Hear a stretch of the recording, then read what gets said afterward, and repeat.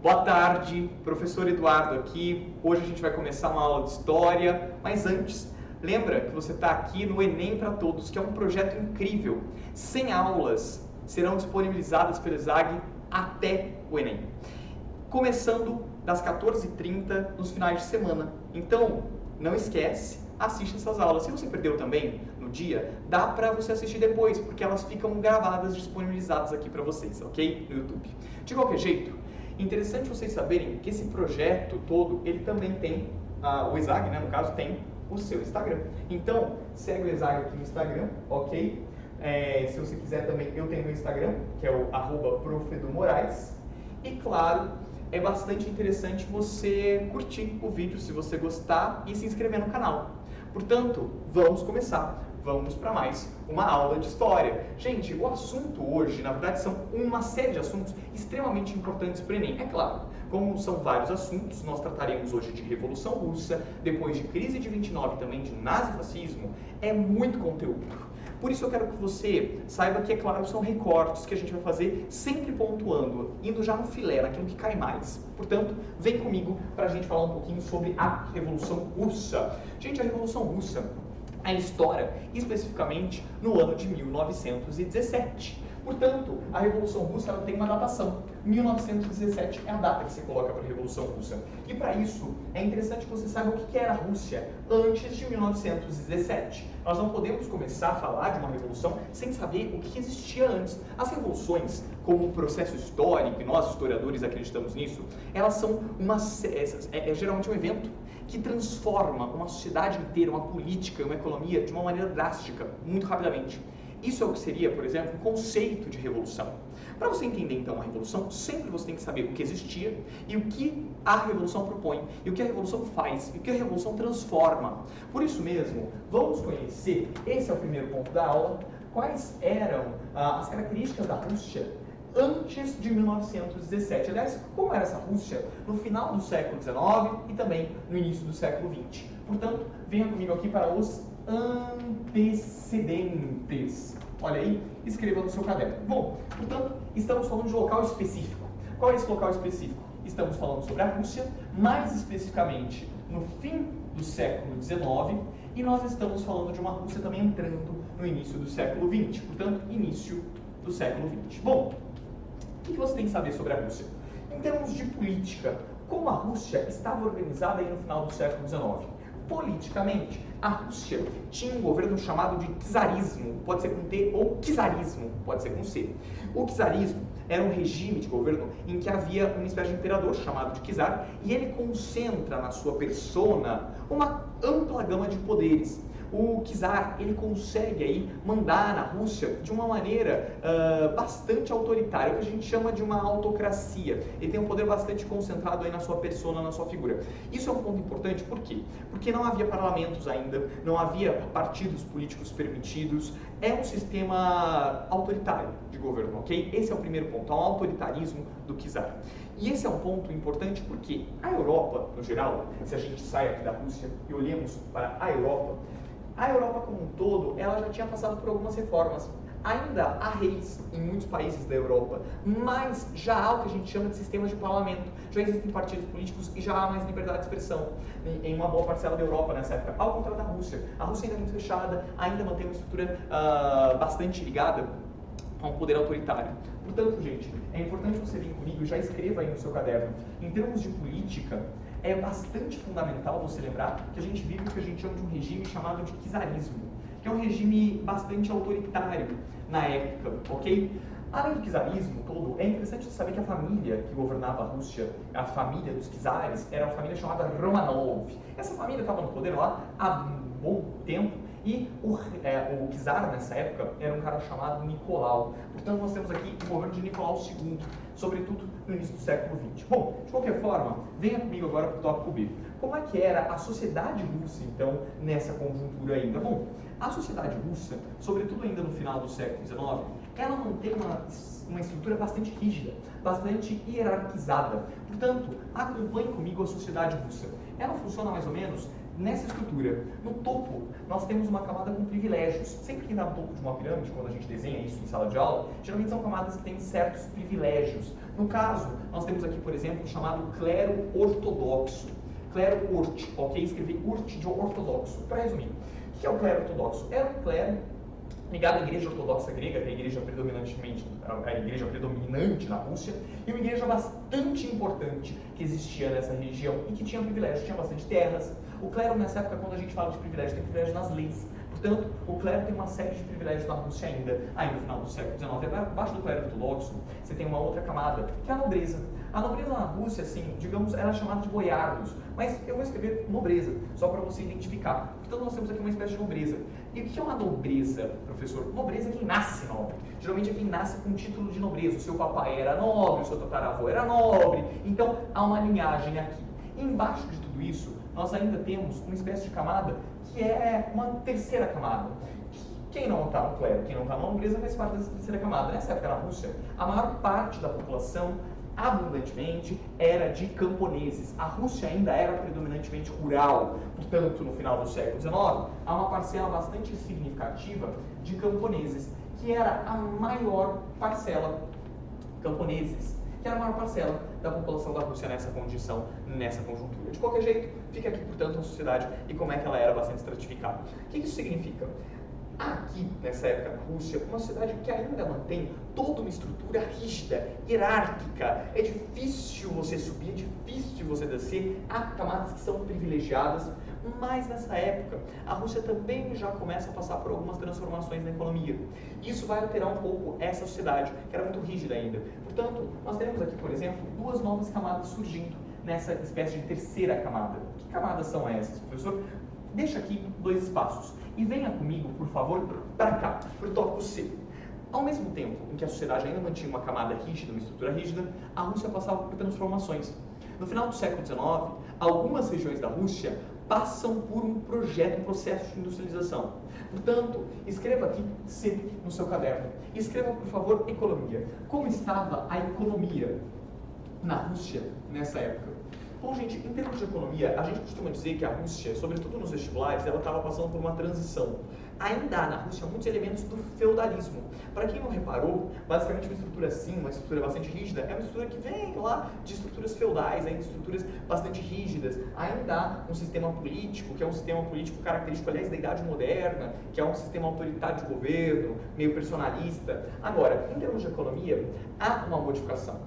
É o momento em que a gente está passando por umas estruturas feudais, que eram estruturas mais agrárias, e que estamos começando a entrar no momento em que a Rússia passa a ser cada vez mais capitalista. E um capitalismo bastante intenso em algumas cidades, aliás. Mas uma boa parcela da Rússia ainda é rural. Professor, como assim? A Rússia está vendo o que a gente chama de uma transição. Ela ainda é muito agrária, mas há algumas áreas que já são mais industriais e mais urbanas. Portanto, na economia, há acontecendo aqui uma espécie de transição. Essa transição é uma transição que a gente costuma chamar de uma transição do feudalismo para um capitalismo cada vez mais industrial. Portanto, como é que se dava essa transição? Para isso, eu quero que você entenda o seguinte: essa transição ela foi acontecendo porque a Europa foi se industrializando e algumas áreas russas também foram. Por exemplo, a região de Moscou. A região de Moscou, mais próxima à Europa, passa por um processo de industrialização. A região de São Petersburgo também começa a passar por um grande processo de industrialização. Enquanto uma boa parcela da Rússia ainda é rural, há algumas áreas, sobretudo essas mais próximas à Europa, que já passam a ter indústrias. Portanto, escreva aí, a Rússia ainda é predominantemente rural, agrária. Ela ainda é bastante rural mesmo, ainda mantém uma estrutura bastante rural. Mas ela começa, portanto, a ter alguns centros urbanos mais industriais. Portanto, há indústrias surgindo. Essas indústrias estão geralmente próximas à Europa, ali no centro de São Petersburgo e Moscou. De qualquer forma, é interessante reparar que, por isso, há algumas camadas surgindo.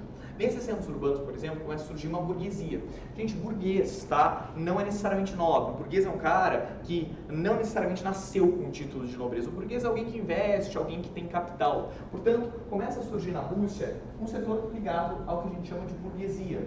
Além da burguesia, um ponto interessante é que nós temos também, claro, se a indústria, alguém que trabalha na indústria. O trabalhador de indústria não é um camponês. O trabalhador de indústria é um operário, um proletário. Portanto, nós temos aqui também proletários que começam a surgir.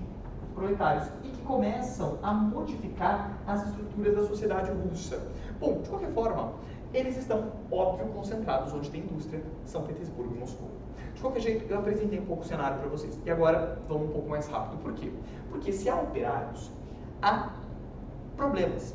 Não sei se vocês se lembram que no começo de processo de industrialização, os operários eles acabam sofrendo bastante, porque em começo de processo de industrialização, quando o país começa a se industrializar, geralmente, não há leis trabalhistas direito, não só leis trabalhistas, mas também não há, geralmente, direitos assegurados, os operários geralmente ganham mal. Então, a vida de um operário, nessa época, não era boa. Por isso há problemas, porque o operariado, geralmente, ganha mal e trabalha muito, às vezes 10, 11, 12, 13 horas diárias dentro de uma firma, ganha um salário ruim.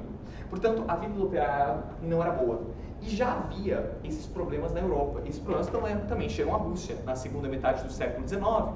E junto com o operariado que começa a surgir na Rússia, chegam também as ideias do socialismo, que já eram ideias solidificadas na Europa, que já estavam sendo difundidas, as ideias do Marx, as ideias socialistas. Por isso, as ideias socialistas começam a chegar sobretudo nesses centros urbanos. Portanto, eu quero que você venha agora comigo aqui para o tópico D.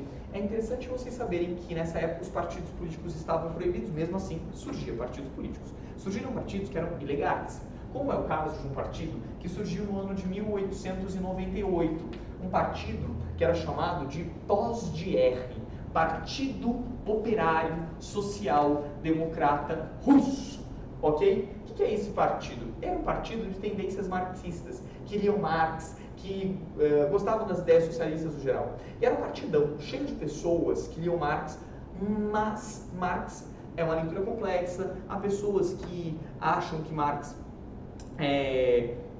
tem uma visão, há pessoas que têm uma outra visão do marxismo, então há correntes do marxismo, né? Há correntes de leitura do marxismo diferentes. E esse partido era um partido de pessoas que tinham visões, aliás, e projetos para a Rússia um pouco diferentes. Como assim, professor? Bom, era um partido muito amplo. Era um partido cheio de gente que lia Marx, mas que às vezes tinha projetos diferentes para a Rússia. Como assim? Bom, esse partido era um partido muito cheio de pessoas diferentes. E um partido com pessoas que pensam diferente, ele tende, em algum momento, a ter treta. Em 1903, estava tendo uma assembleia lá do partido e tal, teve uma briga dentro do partido. E aconteceu o que a gente chama de um racha. O partido se dividiu. Surgem duas alas desse partido. Portanto, nós temos aqui um racha nesse partido, chamado de Partido Operário Social Democrata Russo. Nesse racha, veja só, nós teremos de um lado uma corrente que será chamada de corrente menchevique. Portanto, nós temos aqui surgindo os mencheviques. E do outro lado, veja só, nós temos uma outra ala, uma outra corrente. O que eu vou fazer aqui para vocês de verde? Uma ala que a gente vai chamar de bolcheviques. Bolcheviques. E qual é a diferença entre os mencheviques e os bolcheviques? Para você entender essa diferença, eu vou precisar que você se lembre um pouquinho das ideias do Marx. O que mais cai no vestibular, existiam várias diferenças. É sobretudo as diferenças teóricas sobre o que fazer com a Rússia.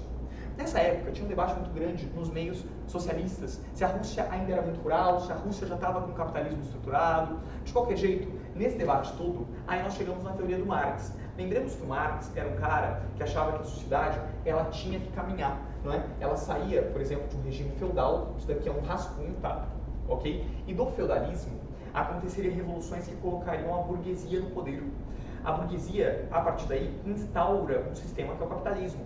O capitalismo não é mais um sistema feudal, é um sistema em que há propriedades privadas, que há indústrias, que há, portanto, novas classes sociais. Portanto, nós teremos aqui o capitalismo. O capitalismo, por sua vez, era um sistema que, para o Marx, era um sistema com problemas. Por quê? Havia duas classes que eram antagônicas, classes que brigavam e que não conseguiriam se reconciliar, porque os interesses dessas classes são muito diferentes. Há a burguesia, que é a que detém os meios de produção, que detém as fábricas, que detém as indústrias, e há também o operariado. O operário, por sua vez, ele é um cara que trabalha para esse burguês, porque ele não tem meios de produção, não tem uma fábrica. Então ele tem que vender a sua força de trabalho. Por isso, o burguês exploraria os empregados, os operários.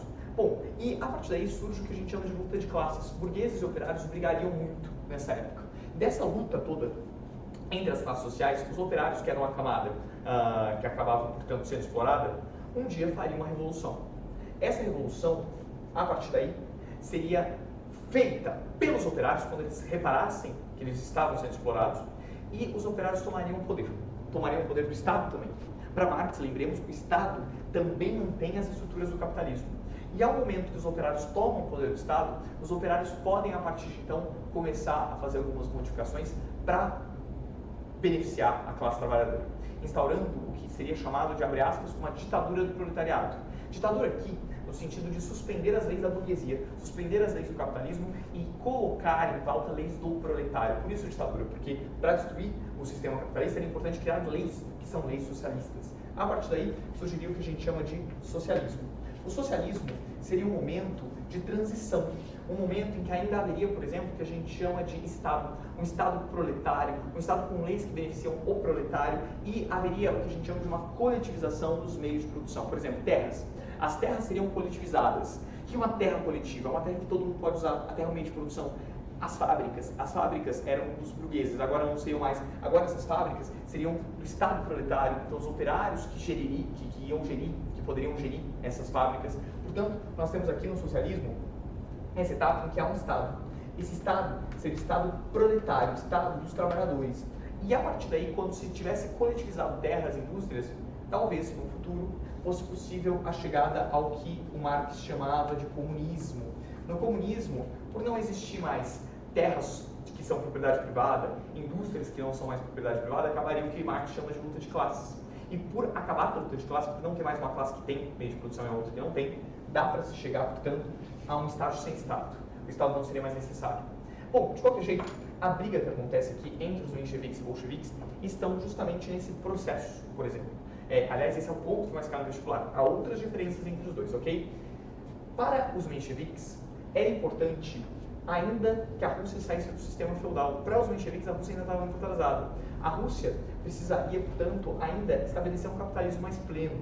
E justamente por isso, os mencheviques defendem que o proletariado, nesse momento, se una aos burgueses. Que os proletários, portanto, tentem levar a Rússia para um sistema efetivamente capitalista, junto com a burguesia, para que o capitalismo se desenvolva. Para o Marx, essa etapa era importante, ok? De qualquer forma, para os bolcheviques, não é isso que eles pretendiam. Portanto, repare só, os mencheviques acreditam numa espécie de aliança, uma aliança de burgueses plus operários, para que se pudesse chegar efetivamente a um capitalismo pleno. Já os bolcheviques, eles tinham uma outra visão. Os bolcheviques discutiam muito sobre essa questão de se a Rússia deveria realmente passar ainda por uma aliança de burgueses com operários. Para os bolcheviques, já era importante tentar instaurar um socialismo de cara na Rússia. Mesmo a Rússia vivendo essa transição entre o feudalismo e o capitalismo, para os bolcheviques já era importante tentar vir para cá, já era importante tentar vir para a etapa socialista, de uma vez, chegar no Estado proletário. Porque para os bolcheviques haviam duas camadas que eram exploradas na Rússia. Essas camadas exploradas eram o campesinato, os camponeses, que geralmente trabalhavam em terras da nobreza, portanto, trabalhavam para a nobreza, e também o operariado. O operariado, por sua vez, ele poderia fazer uma aliança com os camponeses, porque o operariado é explorado pela burguesia urbana. Portanto, os bolcheviques acreditam numa aliança do operários, plus, veja só, camponeses. As duas camadas mais exploradas nessa época. Interessante você saber que é daí que nasce, aliás, a ideia do símbolo, que será o símbolo no futuro da chamada União Soviética, uma foice e um martelo. Bom, explicado isso e mostrado isso, então teve esse racha no partido. São projetos diferentes dentro do próprio segmento socialista. E esse é um ponto interessante. Agora eu vou apagar esse rascunho que eu fiz aqui, ó, rapidamente. Por quê? De qualquer forma, há essas visões diferentes dentro do segmento socialista. E há um líder, que é um líder muito famoso bolchevique, que é um cara chamado Lenin. Portanto, aqui nós temos, veja só, a liderança de um cara chamado Lenin. Enquanto que os mencheviques tinham uma liderança, que era um cara chamado Martov. Portanto, há essa briga toda entre bolcheviques e mencheviques. De qualquer forma, falei um pouco sobre isso, esse racha aconteceu em 1903 e cada vez mais mencheviques e bolcheviques vão se distanciando. Bom, de qualquer forma, é interessante saber que antes da Revolução de 1917, houve uma outra revolução que aconteceu em 1905, vários anos antes da Revolução Russa. Portanto, para fechar esses antecedentes aqui, venha comigo para o ano de 1905. Gente, em 1905, estoura uma revolução na Rússia. E uma revolução muito ligada aos trabalhadores e aos operários. Até então a Rússia tinha um governo muito autoritário. Em 1905 a Rússia tinha entrado numa guerra que é chamada de Guerra Russo-Japonesa. E o czar que tinha enfiado a Rússia nessa guerra. Só que guerra, muitas vezes, desestrutura a economia não estava bem, a situação do operariado estava ruim, os operários já não tinham boas leis trabalhistas, e nas cidades, os operários, então, em 1905, começaram a querer direitos trabalhistas, queriam que tivesse uma reforma no sistema político para que eles pudessem participar um pouco mais da política, para que eles pudessem, por exemplo, votar, para que eles pudessem ter talvez alguma lei trabalhista que os beneficiasse. Então, teve um padre ortodoxo que ouvia o sofrimento dos operários e tal, que falou o seguinte: meus filhos, vamos fazer uma carta para o czar, vamos lá fazer uma manifestação na frente do Palácio de Inverno, que era onde morava o czar, e vamos mostrar para eles que vocês precisam de mudanças, que vocês querem uma melhora na condição de vida. Beleza. Aí, um bando de operário fez lá uma carta junto com o padre pedindo direito trabalhista, melhores condições de vida, até voto, e foram lá no Palácio de Inverno. A galera levou os filhos, era uma manifestação bastante pacífica, junto com o padre. Chegando lá, tinha várias tropas guardando o palácio. Quando a galera foi se aproximando, chegou uma ordem para as tropas que ficavam na frente do palácio para atirar. As tropas começaram a atirar na multidão. Uma multidão começou a morrer. Cara, e era uma multidão que estava pacificamente pedindo algumas coisinhas para o czar. O professor foi o czar que mandou as tropas atirarem, ao que tudo indica não, o czar não estava dentro do palácio, mas não importa. Porque a partir daí, a população da Rússia ficou sabendo do que aconteceu. Esse dia foi um domingo, esse dia é chamado de Domingo Sangrento. Cara, esse bafão do Domingo Sangrento começou a se espalhar pela Rússia. Muita gente começou a falar: mano, você viu o que aconteceu lá no Palácio de Inverno? Você viu o Gertrudiskovski? Você viu o Orlov? Mano, matou todos os pais de família. Cara, e a partir daí, essa notícia foi se espalhando por toda a Rússia. A população começou então a ficar revoltada com o czar. E muita gente começou a se movimentar. Quem trabalhava em fábrica começou a fazer greve. Começou a estourar um monte de greve em São Petersburgo e depois em Moscou, em outros lugares também. Começou a estourar greve e as greves foram precisando de organização. Gente, não sei se você sabe, mas para você fazer uma greve nessa época era muito complicado. O trabalhador muitas vezes sofria represálias, o trabalhador muitas vezes ele acabava sendo coagido, se ele não fosse trabalhar, ele podia perder o emprego, ele não recebia, então ele ficava sem comida. Então, para organizar uma greve, os trabalhadores têm que estar muito unidos. Então, começou a surgir na Rússia uma coisinha chamada de Conselho de Operários, Conselho de Trabalhadores, ou, no bom português, o que a gente chama de Soviet. O Soviet é um conselho de trabalhadores, em que ficam alguns trabalhadores lá sentados numa mesa e vários trabalhadores, todo mundo reunido, para discutir como é que vai ser a greve. E aí, gente, quem que vai parar hoje? Vai ser a STC Lans? Vamos votar. Quem que vai dar um sopão hoje pra galera, porque não tem comida? É você, ô Gertrudiskovski? É você, Orlov? E aí a galera vai votando e decidindo coisas. E os trabalhadores começam a organizar essas greves a partir desse movimento em 1905. Nasce aí uma raiz de organização de trabalhadores. Esse é um ponto importante de 1905. Nasce o que a gente chama de Soviet, é um conselho de operários. E várias pessoas estão lá, organizando greves. Bom, de qualquer jeito, as greves estouram em janeiro e vão até outubro. Janeiro é quando teve o Domingo Sangrento. Outubro é depois de uma série de problemas, de greves, quando o czar olha a situação, o czar fica desesperado, porque realmente a Rússia começa a parar. É uma grande revolução, é muito operário parando, São Petersburgo, fábricas paradas, a situação é grave. Então o czar decide, portanto, fazer um documento chamado de Manifesto de Outubro. No Manifesto de Outubro, o czar acaba decidindo criar um parlamento. Ele falou: a galera quer participar da política? Então tá bom, eu vou deixar a galera votar então. Então ele faz um Manifesto de Outubro dizendo: eu, czar Nicolau, permito a partir de agora que a população da Rússia vote, vai existir um parlamento, vai ter algum tipo de liberdade de expressão. Então é criado um parlamento, esse parlamento passa a ser chamado de Duma, ok? E a partir daí a população começa a se acalmar. Em 1906, 1907, aproveitando que as greves param, aproveitando que o movimento operário deu uma diminuída, o czar começa a reprimir pessoas que eram de esquerda, que tinham participado de todos esses movimentos. E, aliás, esses movimentos, óbvio, tiveram grande participação dos bolcheviques e mencheviques e setores de esquerda.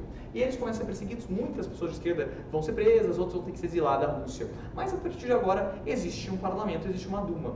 Uma Duma que, digamos assim, era um parlamento que o czar podia mexer, às vezes o czar poderia fechar, mas já há um parlamento e já há algum tipo de liberdade de expressão surgindo na Rússia. Como muitos dos caras que vão fazer revolução em 17 também tiveram experiências, aprenderam um pouquinho como se organizar, como fazer greve, como organizar o operariado. Em 1905, a gente costuma chamar essa revolução de 1905 de, abre aspas, um ensaio geral. É uma revolução que vai anteceder a revolução de 17, as revoluções de 17. Portanto, nós temos aqui um chamado ensaio geral. O ensaio geral nada mais foi do que essa revolução de 1905, também chamada de Revolução de 1905. E quais são os dois pontos dessa Revolução de 1905, como a gente costuma dizer? Dois pontos são importantes. O primeiro deles, surge aqui os soviets, os trabalhadores começam a aprender a se organizar, são conselhos de operários mesmo para organizar greves e se organizar. Esse é o primeiro ponto. E o segundo ponto, no final, é criado a Duma. A Duma seria, portanto, um parlamento. Portanto, escreva aí Duma, parlamento. E nesse parlamento, a população poderia, portanto, começar a ter voz, poderia começar a votar. Bom, não é só isso que você tem que saber. Agora, a gente então está saindo do tópico 1. Vimos os antecedentes, vimos a condição da Rússia, vimos que agora há um parlamento na Rússia. Eu quero que você venha comigo para o tópico 2. Vamos para as revoluções russas de 1917. Professor, eu não sei se eu ouvi direito. Se eu ouvi direito, sim. Escreva aí. As revoluções de 1917. Por que você está escrevendo as, professor? Bom, eu explico por quê. Não é uma revolução que acontece em 17, são duas. A primeira revolução acontecerá em fevereiro de 1917, por isso ela é chamada de Revolução de Fevereiro. Cuidado, be careful. Há um detalhe, tá? Nessa época a Rússia usava um calendário chamado de calendário juliano. O calendário juliano está mais ou menos 13 dias atrasado em relação ao nosso. Para a gente, essa revolução seria em março, mas o nome que ela leva é o nome do calendário russo. Portanto, nós temos aqui, veja só, a primeira revolução chamada de Revolução de Fevereiro. Essa Revolução de Fevereiro, ela também possui um outro nome, que eu falo daqui a pouco, ok? Portanto, Revolução de Fevereiro de 1917 deixa aqui aberto um outro nome para essa revolução. Mas o que causou propriamente essa revolução, professor? Por que a galera vai pegar e começar uma revolução? Há um motivo. Toda revolução, ela tem uma causa. Portanto, é importante você saber quais são as causas. Escreva aí causas.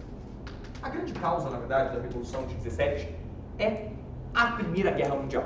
Repare só, nós demos um salto. Agora nós saímos de 1905, estamos para 1917. Pum! As coisas mudaram na Europa. Em 1914, você deve se lembrar, estoura a Primeira Guerra Mundial. E a Rússia entra na Primeira Guerra Mundial.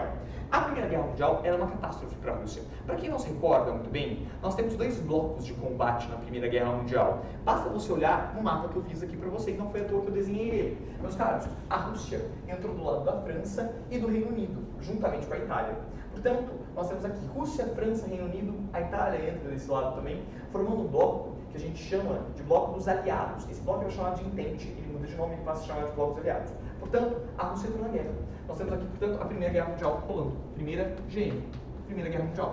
A Primeira Guerra Mundial estourou em 1914 e ela vai até 1918. Um bloco de combate era esse bloco que a gente chama de aliados.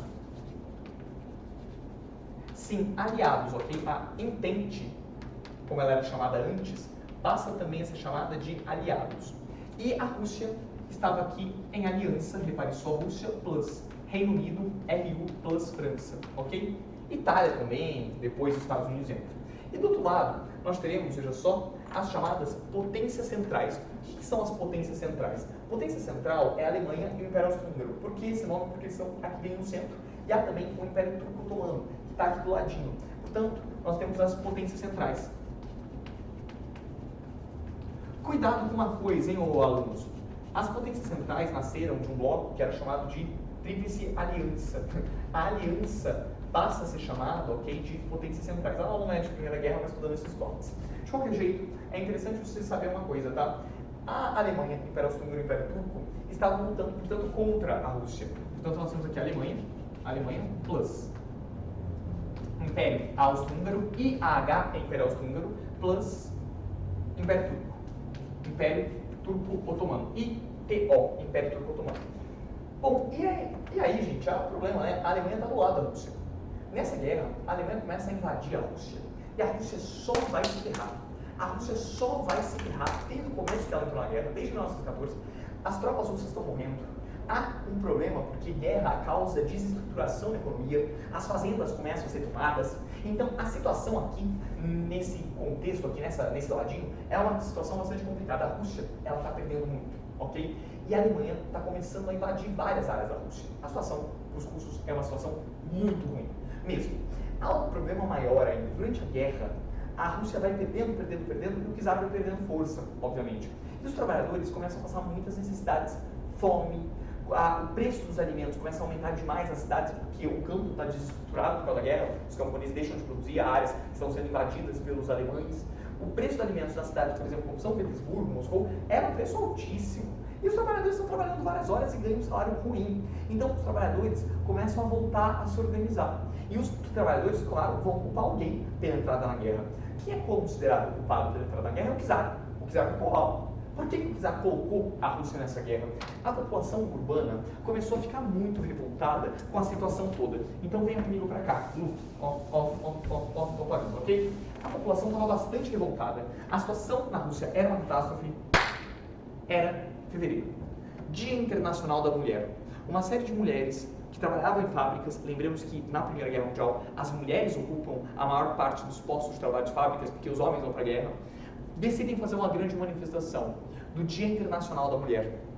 Nessa manifestação, as mulheres que trabalham em fábricas começam a sair nas ruas pedindo o fim da guerra. Sai da guerra! Sai da guerra! Não aguentamos mais! A guerra é uma catástrofe! E nisso, as mulheres pediam, claro, que houvesse um aumento de salário, que a situação era deplorável. Essas mulheres todas tinham filhos, maridos, pais que estavam lutando na guerra, muitas mortes estavam acontecendo, elas estavam muito revoltadas. E a partir daí, repare só, a Revolução Russa está começando com as mulheres. E as mulheres fizeram uma grande manifestação. Essa manifestação, ela pegou. Muita gente começa a apoiar as mulheres dentro da Rússia, mulheres trabalhadoras, soldados que eram pró-czar, que estavam junto com o czar, né, na guerra, ou que deveriam reprimir esses movimentos, porque eram polícias do czar também, começam a gostar do movimento. Os soldados começam a olhar, nossa, eu também não concordo mais, não aguento mais essa guerra, a situação está muito ruim. Os soldados começam a debandar, começam a desertar, né, como você sabe, quando um policial acaba largando o posto de trabalho, deserta, entra do lado das mulheres. E a partir daí, gente, cada vez mais, o czar vai perdendo força, vai perdendo poder nas tropas. E o pior de tudo foi que começou a estourar uma série de greves em várias regiões e as fábricas começam a parar. O czar não aguenta e um pouquinho depois, tudo isso estourou em fevereiro, em março, o czar decide lançar uma carta dizendo: eu, czar Nicolau, abdico do trono. Então o czar abdicou, ainda tentou passar o trono para o irmão dele, o Mano Miguel. O Mano Miguel falou: eu não quero esse trono não, abraço. Esse negócio eu não quero. Então o Miguel, que era o irmão dele, também não aceita e o poder caiu na mão da Duma. Portanto, repare só, a Revolução de Fevereiro, ela retira o czar do poder. Ela não é uma revolução necessariamente socialista ou pretende colocar o socialismo no poder. O poder caiu na Duma. A Duma era um parlamento plural, que tinha partidos de esquerda, mas também tinha partidos de direita, partidos, aliás, de esquerda moderada, né? Não esquerda revolucionária. Por isso mesmo, nós temos aqui, em fevereiro, o que a gente vai chamar de Revolução Branca. Por que Revolução Branca? Branca é uma cor de moderação, uma cor, aliás, ligada até à burguesia. A burguesia também está na Duma. Portanto, no final das contas, a grande consequência dessa Revolução de Fevereiro é a queda do czar. Portanto, repare só, consequência, consec, ok? Nós temos aqui a queda do czar. O czar caiu fora. Era uma vez um czar. De qualquer jeito, a partir daí, o poder caiu na mão da Duma. É isso que eu quero que vocês lembrem, o socialismo não é instaurado em fevereiro. E interessante vocês saberem, essas mulheres aí que foram para as ruas, muitas dessas manifestações foram também organizadas com partidos de esquerda, mas geralmente uma esquerda mais moderada. Setores de mencheviques participaram bastante dessa Revolução de Fevereiro. Os mencheviques não tinham pretensão nenhuma de colocar o socialismo em pauta, por exemplo. Então, no final das contas, essa primeira revolução não visava a construção do socialismo. Ao contrário do que vai começar a acontecer agora. Vamos pular alguns meses depois, fim, e vamos para a próxima revolução. Escreva aí no seu caderno no tópico B. Estourará uma outra revolução em outubro. Portanto, nós temos aqui uma revolução chamada de Revolução de Outubro.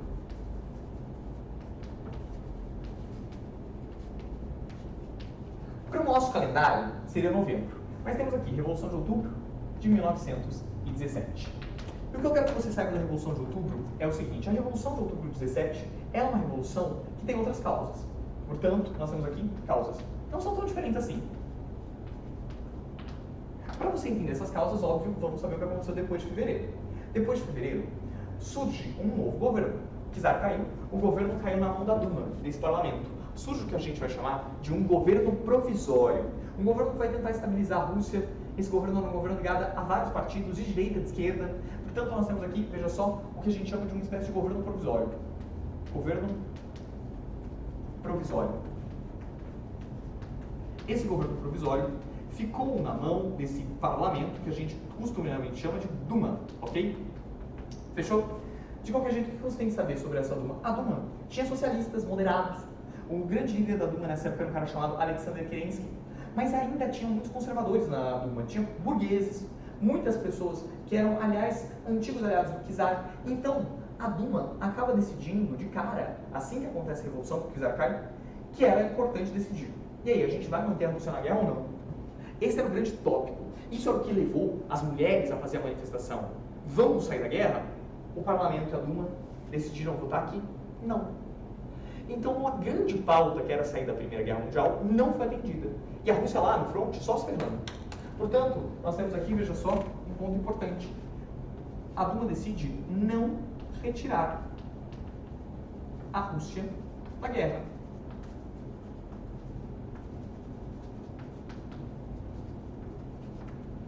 E é justamente aí que a gente entra no segundo ponto. Por isso, os trabalhadores que foram para as ruas decidiram se organizar. Eles falaram, né, o que essa Duma aqui está fazendo, mano? Abraço para essa Duma. A gente foi para a rua para tirar o czar, mas era para tirar da guerra também. Então os trabalhadores decidiram começar a organizar de novo aquilo que eles já tinham feito em 1905, que são os soviets. Surgiu um soviet gigante na cidade de São Petersburgo, que era a principal cidade ali. Só que nessa época São Petersburgo tinha outro nome, tá? Ela tinha mudado de nome para Petrogrado. Portanto, nós temos aqui, veja só, um novo parlamento. Um parlamento das cidades dos trabalhadores, um soviet. Lembramos que o soviet é um conselho de trabalhadores, de operários, que vão sentar e vão começar a falar. E aí, o que a gente vai fazer? A gente vai ficar seguindo a regra do governo provisório, essa Duma? A Duma ficava num palácio chamado Palácio de Inverno, que era o Palácio do czar. Portanto, nós temos aqui o soviet, chamado Soviet de Petrogrado.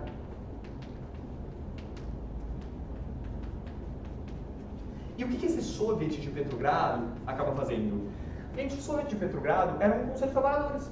E esse Soviet começa a falar, mano, e aí, a gente vai manter o governo provisório lá, no poder, não vamos? Essa era uma pauta do Soviet de Petrogrado. E no começo, esse Soviet de Petrogrado tinha vários partidos de esquerda, muitos mesmo. Tinha mencheviques, tinha bolcheviques. No começo, aliás, os mencheviques eram a maioria. Então, nós temos aqui um Soviet cheio de partidos de esquerda. Digamos assim, vários partidos. Partidos políticos, no geral, partidos de operários e tal.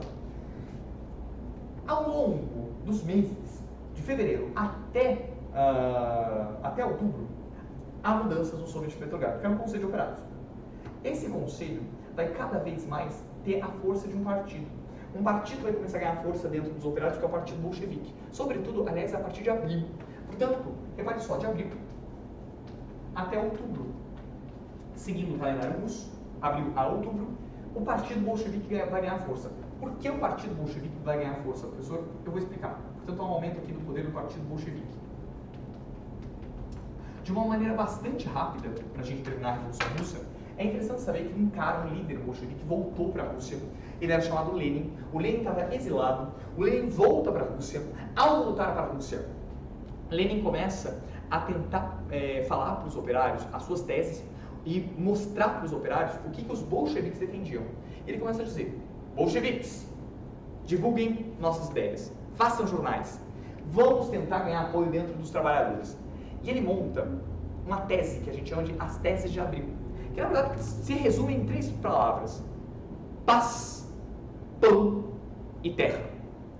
A paz seria a retirada urgente da Rússia da guerra, que era o que os trabalhadores mais queriam. O Lenin era contra a guerra porque ele achava essa guerra, a Primeira Guerra, uma guerra imperialista dos países disputando colônias. Paz, pão, alimento para o trabalhador urbano, porque a fome era bastante pesada, e terra. Terra para o camponês. Lembremos que os bolcheviques acreditam na união de camponeses e operários. Portanto, veja só, nós temos aqui as teses de abril do Lenin. Teses de abril de Lenin. Esse é o nosso grande ponto da aula. A partir de abril para frente e outubro, não vale a pena entrar nos detalhes, os bolcheviques vão ganhando força dentro dos conselhos de trabalhadores. Chegou uma hora que os bolcheviques já eram maioria, lá para outubro, no Soviet de Petrogrado, que era o maior Soviet na cidade de São Petersburgo, e havia outros soviets também, com outros conselhos de trabalhadores, como o Soviet de Moscou. Então, os bolcheviques decidiram que era hora de também tomar o poder total. Por quê? Ainda existia o governo provisório. O Lenin e os bolcheviques defendiam que todo o poder deveria estar concentrado nos soviets, nos trabalhadores, e não mais na Duma. E que essa Duma não deveria mais existir. Então o Lenin começa com a sua grande proposta, a proposta de que todo o poder deve estar no soviet. Isso era uma frase que se repetia na época. O Lenin e os bolcheviques, então, era outubro, bem no final de outubro, 25 de outubro, decidem ir até o Palácio de Inverno, onde ficava essa Duma aqui, esse governo provisório, que era o governo oficial da Rússia. Eles fecham o governo provisório e eles falam pra galera, sai daí porque agora quem vai mandar é a gente. Os parlamentares do governo provisório começam a sair e o Lenin, junto com os bolcheviques, tomam o Palácio de Inverno. A partir daí, gente, o Lenin chegou ao poder. Chegou ao poder e a Duma já não existe mais. O poder está com o Lenin, que era um representante do Soviet de Trabalhadores, bolchevique, e a partir de agora não há mais esse governo mais moderado. Há um governo que entrou no poder com uma visão que deveria alterar as bases da Rússia. Por isso, a gente costuma dizer que a Revolução de Outubro é uma revolução que já tem outro significado. Lembremos qual é a proposta dos bolcheviques. É uma proposta de unir operários e camponeses para fazer uma revolução socialista. Portanto, a partir de agora, a gente costuma chamar a Revolução de Outubro com outro nome. Enquanto a Revolução de Fevereiro é branca, né, é uma revolução que mantém até uma burguesia no poder, não é o caso da Revolução de Outubro.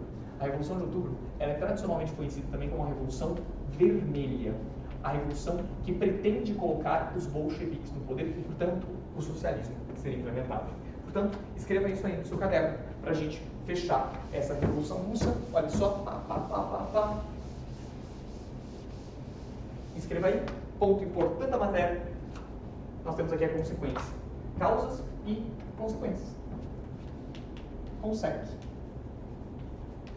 Em termos de consequência, os bolcheviques tomam o poder.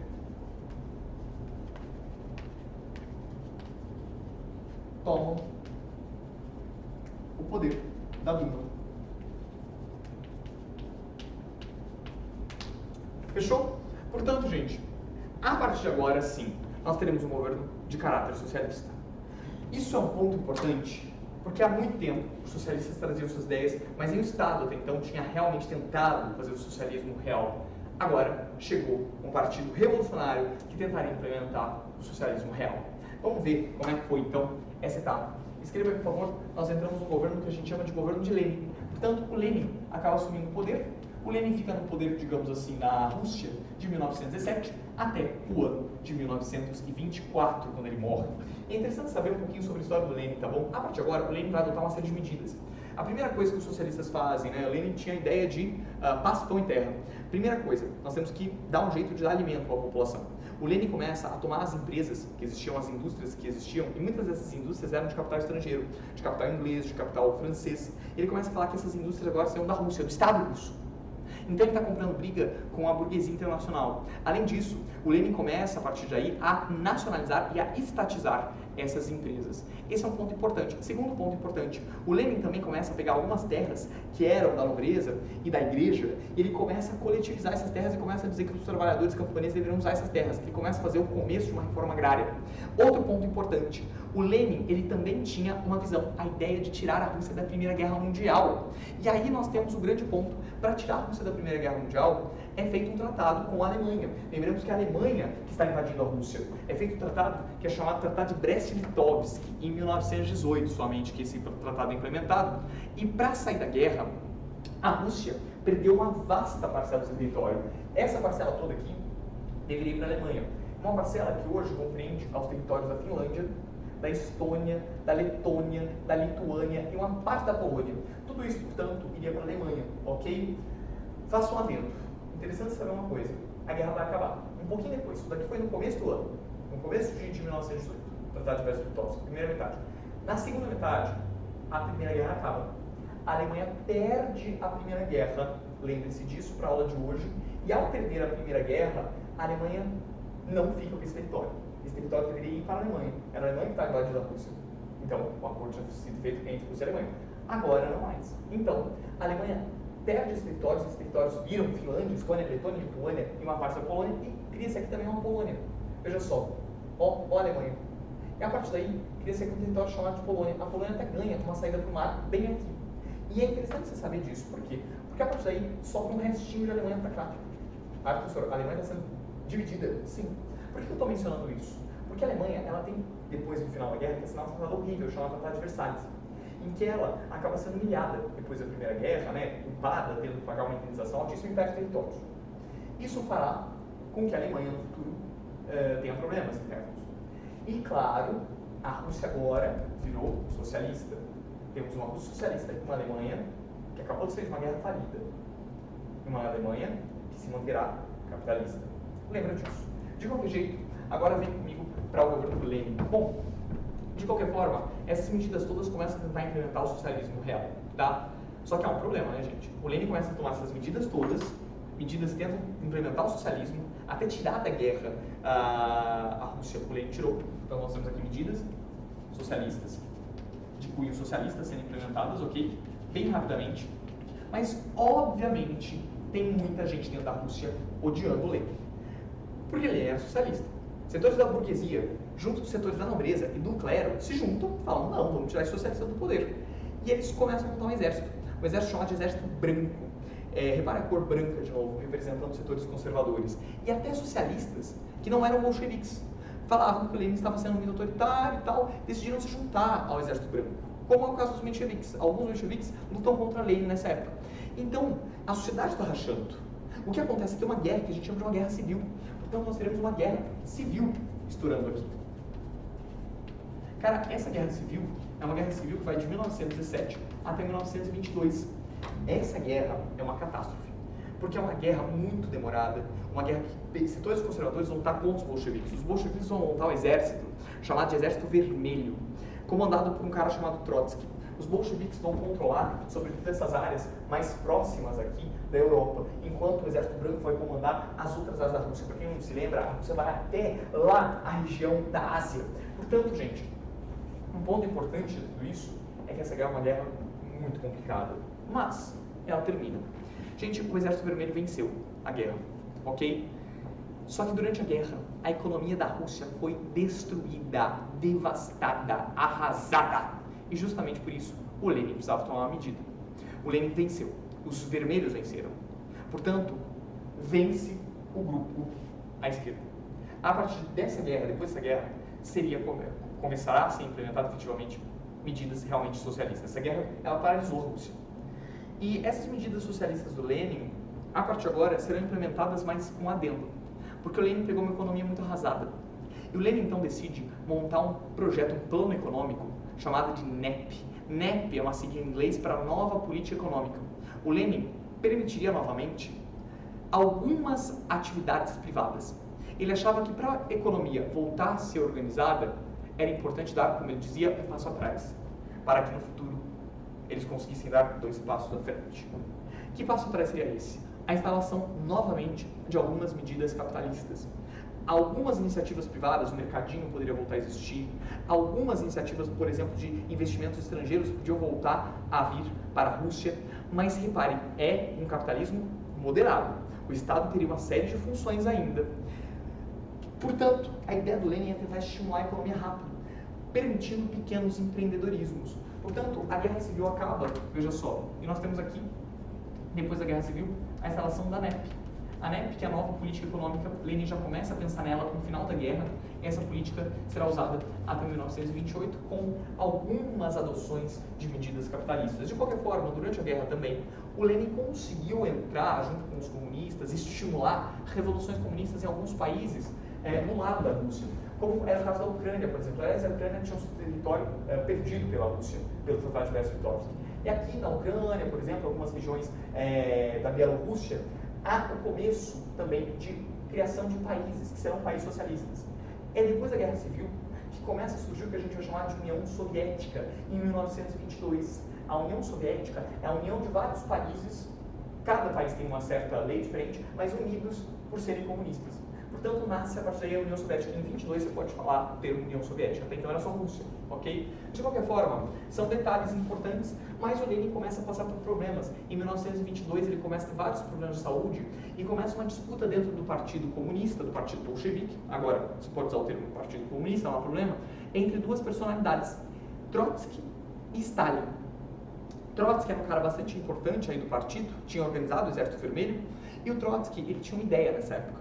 O Trotsky dizia que era absolutamente importante que a revolução continuasse rápido. Nós ganhamos agora a guerra civil. Agora é o momento da gente continuar expandindo o socialismo para o mundo todo.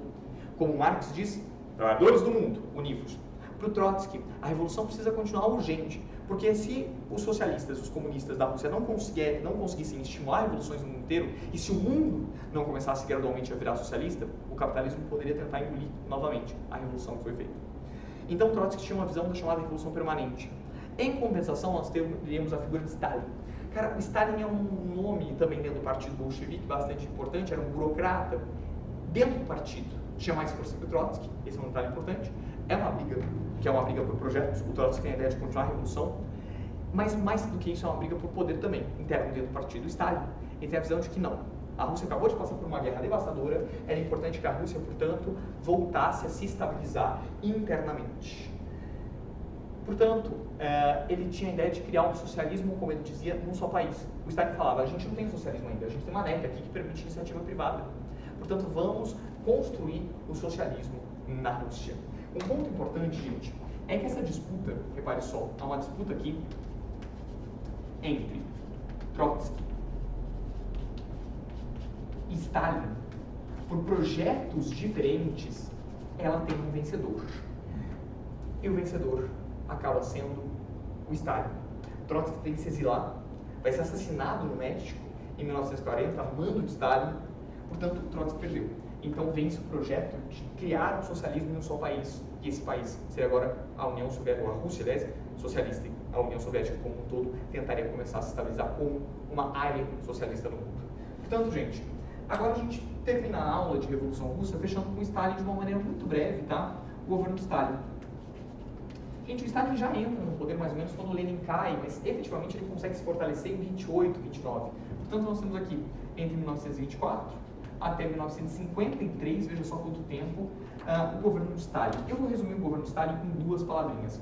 Bom, o Stalin é considerado um cara autoritário. Mais do que autoritário, ele será um cara totalitário. Totalitarismo é uma forma de governo em que o Estado ele tenta fazer com que a população pense, haja de acordo com o que o Estado quer. O totalitarismo é um conceito que pode ser utilizado tanto para a esquerda quanto para a direita e é uma tentativa de fazer com que a população se autovigie. Por exemplo, você deve gostar tanto, ou pelo menos aderir tanto ao que o Estado fala, que você deve, por exemplo, estimular sei lá, o seu vizinho. Seu vizinho é socialista. Você vai, quer dizer, o seu vizinho não é stalinista. O seu vizinho não concorda com o Stalin. Aí você vai e entrega o seu vizinho e fala, ó, meu vizinho não concorda com o governo. Aí ele é preso.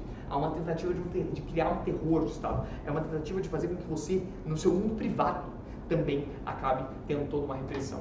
Por isso mesmo, a gente costuma dizer que Stalin seria um totalitarismo mais à esquerda. Para impor as ideias do Partido Comunista, aliás, só teria um partido agora na União Soviética permitido, que é o Partido Comunista, ok? Portanto, aqui todo um autoritarismo é um conceito que cai no vestibular, que é o conceito de totalitarismo, ok? De qualquer jeito. Portanto, nós temos aqui o conceito de totalitarismo do Estado. Ponto importante. É um conceito que vira e mexe, aparece no vestibular e, portanto, é um governo autoritário. O Stalin vai perseguir muita gente, e esse é um ponto importante. O Stalin vai perseguir, aliás, pessoas dentro do próprio partido comunista que não pensavam como ele. Repare só, o que nasce agora é o que a gente vai chamar de stalinismo. Surge até um culto à figura de Stalin dentro da União Soviética e muita propaganda pregando aí o que o Stalin falava, o que o Stalin queria. O Stalin vai fazer o que a gente chama de expurgo, ele vai expulsar pessoas do Partido Comunista, vai perseguir essas pessoas, muitas vezes vai prender os opositores. Então ele foi um cara bastante autoritário, bastante severo até com pessoas dentro do próprio partido que não pensavam como ele. De qualquer jeito, além desse totalitarismo, um outro detalhe da questão do stalinismo aqui, que é o regime que se instaura a partir de agora, é a questão ligada à economia. Portanto, nós temos aqui economia. Na economia surge um novo regime de trabalho. Portanto, ó, veja, venha pra cá, deixa eu apagar já. Que a gente passa a chamar de regime de planificação na economia. Planificação. O Stalin decide construir uma série de planos que ele chamava de planos quinquenais. Esses planos durariam por pouco tempo, mas eram planos que deveriam fazer com que a Rússia virasse socialista mesmo. Porque o Stalin dizia que a Rússia ainda não era socialista, porque tinha a iniciativa privada ainda podendo atuar e tal. Então ele começa a montar planejamentos do Estado. Entre os planejamentos do Estado, vale destaque para a economia. Na economia surge o que a gente chama de coletivização agrícola. A ideia de coletivizar terras é uma ideia importante, é o que a gente chama de reforma agrária socialista. Quando você pensa em reforma agrária, você pensa na reforma agrária capitalista. Reforma agrária capitalista é uma reforma, né, em que você tem ali propriedades privadas e tal, dada pelos camponeses. Não é o caso da reforma socialista. Na reforma socialista você coletiviza uma terra, você faz com que aquela terra inteira tenha que ser gerida pelos trabalhadores e ela não é de ninguém, ela é do trabalhador. Então haverá toda uma treta com proprietários rurais para fazer esse projeto de coletivização agrícola. Muitos conflitos vão acontecer com camponeses e tal nessa época por conta da coletivização agrícola. Não vou entrar em detalhes, não dá tempo, mas é interessante saber também que as indústrias acabam ganhando força nessa época. O Stalin tem um plano, a planificação da economia era para fazer com que fossem criadas indústrias de base. Para quem não sabe, a indústria de base é aquela indústria que dá base para todas as outras. Portanto, nós teremos aqui dois pontos importantes: as coletivizações agrícolas, coletivização sendo feita, e nós teremos também a industrialização, indústrias surgindo na Rússia e na União Soviética. Fechado sala, portanto, fechamos a Revolução Russa. E agora a gente vai ter que vir para um segundo tópico. Enquanto a Rússia vivia uma solidificação do socialismo, tinha um outro país que se mantinha absolutamente bem capitalista. Que país é esse, professor? Os Estados Unidos. Portanto, venha comigo agora, para a parte 2 da nossa aula. Rapidamente, parte 2. Escreva aí no seu caderno, por favor, parte 2. Parte 2, crise de 1929.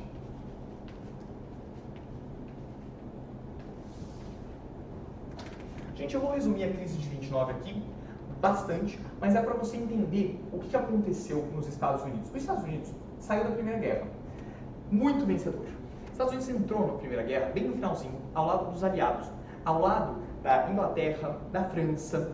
E é interessante você lembrar, a Inglaterra, a França, os Estados Unidos e a Itália vencem a Primeira Guerra Mundial. A Alemanha perde, é devastada, como eu já comentei. O Império Austro-Húngaro perde, o Império Turco-Otomano perde, se esfacela, uma catástrofe que acontece ali. E o grande ponto a partir daí é que os Estados Unidos entrou bem no final da guerra. Os Estados Unidos não entrou com seu território na guerra de cara. Então o território americano não foi propriamente um território muito atingido.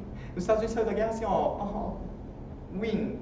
Ganhei, I'm rich. Os Estados Unidos durante a guerra ainda vendeu muito produto para a Inglaterra, para a França, mas produto assim, vendeu a rodo, porque as indústrias da Inglaterra e da França estavam desestruturadas, ganhou muito dinheiro, reservas de ouro vão para os Estados Unidos. Os Estados Unidos saiu como um grande vencedor da guerra, tá? Os historiadores afirmam que os Estados Unidos já era o maior país do mundo antes da Primeira Guerra Mundial, em termos econômicos, mas depois da Primeira Guerra ele se solidifica, porque a Inglaterra, que digamos assim seria um rival, cai completamente durante a Primeira Guerra. E a partir daí os Estados Unidos vivem um tempo de pujança. São os chamados loucos anos 20.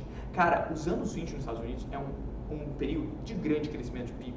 O PIB americano chega no teto, estoura, o desemprego era baixo, a situação econômica era eufórica, o jazz tocava na rádio, as mulheres ganham direitos, surgem as chamadas melindrosas. Há também um momento muito importante ligado a toda uma indústria de consumo que surge nos Estados Unidos, o American Way of Life, ou seja, consuma, compre, tenha seu carro, seja um cidadão americano, fume seu charuto, tome seu refri, dê um rolê, dance, ouça rádio é um bem de consumo. Portanto, tudo isso criava uma euforia de grande consumismo nos Estados Unidos. E é essa a áurea aqui, esse é o contexto da crise de 29. O final da década de 20 é o final de toda essa euforia.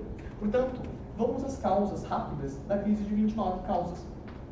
Nós temos aqui os Estados Unidos na década de 20, EUA na década de 1920. Bom, gente, e um ponto importante que vale a pena você saber sobre os Estados Unidos na década de 20. Há uma euforia, há um crescimento econômico muito substancial. Portanto, nós temos aqui euforia e, sobretudo, um grande crescimento econômico substancial. E havia um partido no poder chamado Partido Republicano. O Partido Republicano vai fazer 3 presidentes na década de 20. E esses 3 presidentes defendiam uma intervenção pequena do Estado na economia, que a regulamentação do mercado não deveria ser muito feita. Então o Partido Republicano era um partido que tinha uma retórica que a gente chama de liberal na economia, mas um liberalismo bastante categórico. E por isso, durante a década de 20, se você compara com o que vai vir depois, claro, havia uma intervenção menor, bem pequena na economia. Não é que não há intervenção, há Estado, há algum tipo de intervenção, óbvio, só que a intervenção era pequena, se comparado com o que vai vir depois. Portanto, nós temos aqui o Partido Republicano. Partido Republicano. E essa ideia de se fazer uma menor interferência do Estado na economia. E agora entra um detalhe, tá bom? É interessante saber, as causas da crise de 29 são polêmicas até hoje, dependendo da escola econômica que você segue, você tem uma visão, whatever. O que importa essas causas aqui que eu estou colocando são bastante aceitas, sobretudo nas provas de vestibulares, e são geralmente as cobradas, até porque essas causas foram, digamos assim, a forma como se vê as causas aqui, que eu vou mostrar para vocês, na época foi a retórica mais vencedora. Ou seja, vamos lá, tem uma escola de economia que acaba vencendo assim, a disputa narrativa nessa época. É interessante saber disso. Por quê? Porque aí você entende o que foi feito depois. Como havia toda essa desregulamentação de mercado, há algumas causas que nos levam à crise de 29. Quais são as causas? Primeira delas, nessa época a indústria americana estava crescendo muito. É o que a gente chama de regime fordista. O fordismo produz muito carro, muito rápido, vocês sabem, né? Tem uma esteira lá passando, e aí os trabalhadores vão seguindo o ritmo da esteira, o ritmo de produção cresce muito. E o ponto mais interessante de tudo isso é que o fordismo, ele acaba fazendo, e esse talvez seja o grande detalhe da nossa aula, que a indústria tenha também estoques. O fordismo faz estoques. E os estoques estão surgindo. E é um regime de superprodução, há muita produção. E na década de 20, a Europa estava destruída, os Estados Unidos está com uma hegemonia do mercado internacional, está vendendo bastante coisa, está exportando, e também o mercado interno americano está muito aquecido. Então, há o que a gente chama de superprodução. A agricultura também melhora. Há uma mecanização toda no campo muito importante. Então, nós temos aí uma produção muito grande de grãos. E agora a galera está conseguindo estocar grão melhor por conta de mecanização, trator, sistemas de mecanização melhor de armazenamento de grãos. Então, há o que a gente chama aqui de uma superprodução. Olha essa palavrinha, superprodução.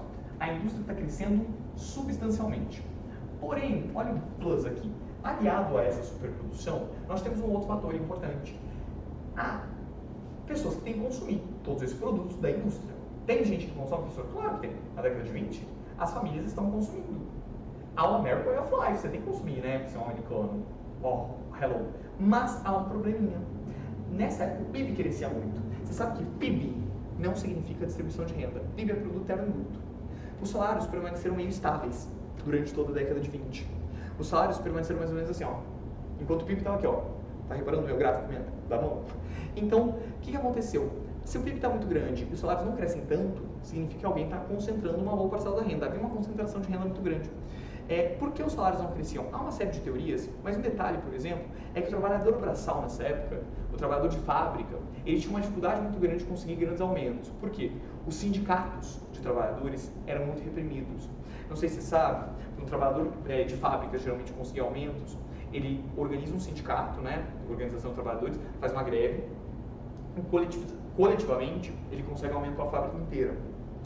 Nessa época, os sindicatos nos Estados Unidos eram bastante reprimidos. Havia uma repressão bastante intensa aos sindicatos. E isso dificultava muito a organização dos sindicatos e o aumento salarial para uma galera, né, o aumento coletivo. Isso é considerado um também dos problemas da concentração de renda, entre vários outros fatores da economia americana da época. Portanto, nós temos aqui um problema. Professor, mas tá, o salário está estável. Como é que a galera consumia então? Se a galera consome? A galera consumia via crédito. Quando você não tem dinheiro à vista, né? Quando você não tem dinheiro na hora, o que você faz quando você chega lá? É crédito ou débito? Crédito ou débito? Aí você fala, no crédito, minha brusinha.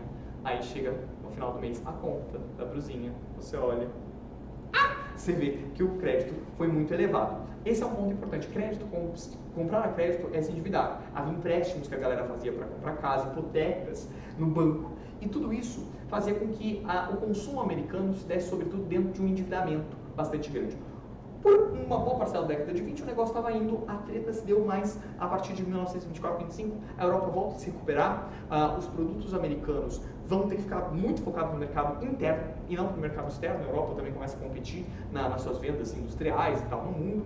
Então, a situação ela piora mais ao final da década de 20. Portanto, nós teremos o que a gente chama de um subconsumo. Subconsumo significa um consumo menor, subconsumo. Um consumo ligado, sobretudo, a endividamentos de famílias. Esse é um ponto importante. Lembre-se desse acesso a crédito muito intenso nos Estados Unidos. As famílias tinham muito crédito. Havia um acesso a crédito muito facilitado também pelo Banco Central Americano, pelos bancos. Nós tínhamos aqui uma ideia de endividamento. Isso vai ser um problema. E olha só, nós temos aqui duas palavras que sempre aparecem no vestibular, né? Subconsumo, superprodução e um plus aqui. Ok? Interessante saber disso? Além de tudo isso, há também o último problema, que é a especulação financeira. Nessa época, as empresas botam capital aberto na bolsa. Eu não sei se você sabe, nessa época tem um negócio chamado mercado de ações. Simplificadamente, o que é uma ação? Ação é uma partezinha de uma empresa que você compra, 0,00001 da empresa que você compra quando você compra uma ação. E nessa época, as ações estavam muito valorizadas. Esse é um detalhe importante. As ações nessa época estavam crescendo muito. Se a ação está crescendo muito, quer dizer que a empresa estava bem. É isso que você acreditava. E muita gente estava investindo em ações, porque as ações estavam dando ganhos surreais. Você comprava um papel de ação no começo do mês por $1, no final do mês estava valendo 3.